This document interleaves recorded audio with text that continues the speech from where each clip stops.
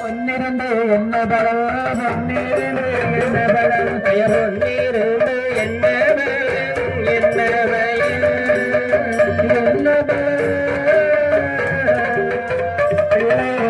வேண்டாமா வேண்டாமா சொத்திரது என்ன பலம் சொத்திரது என்ன பலம் சொத்திரது என்ன பலம்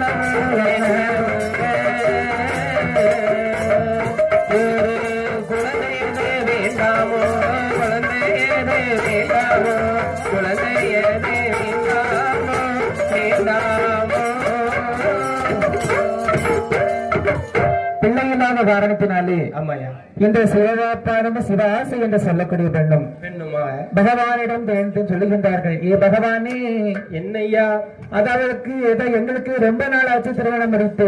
ஆமா, ஆனா இதுவரைக்கும் எங்க வயத்துல ஒரு குழந்தை கூட பிறக்கல. எங்க கூட கல்யாணம் முடிஞ்சவங்க எல்லாரும் ரெண்டு பிள்ளை பெற்றிருக்காங்க ஐயா. ஆமா, ஆனா எங்களுக்கு ஒரு குழந்தையே இல்லாம இருக்கு. ஓஹோ, எங்களுக்கு பிறகு உங்களுக்கு பணிவிட செய்யணும்னா அதுக்கு ஒரு மதலை செல்வம் வேணும் இல்லவா?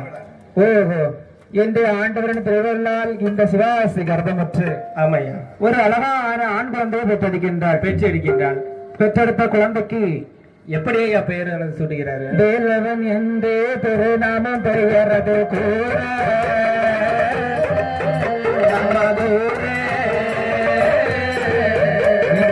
சிவபாபன் சந்தோஷமான மகிழ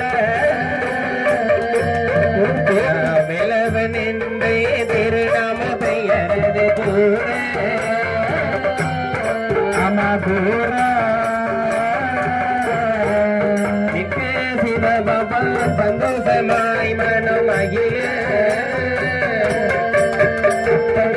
அந்த மறையவர் சொப்பமுடனே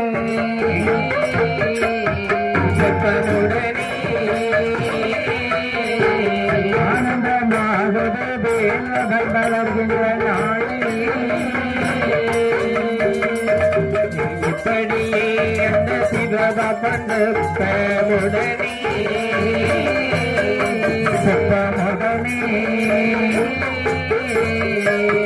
வேலவன் ஆனவன் வளர்கின்ற நாளது தன்னிலே.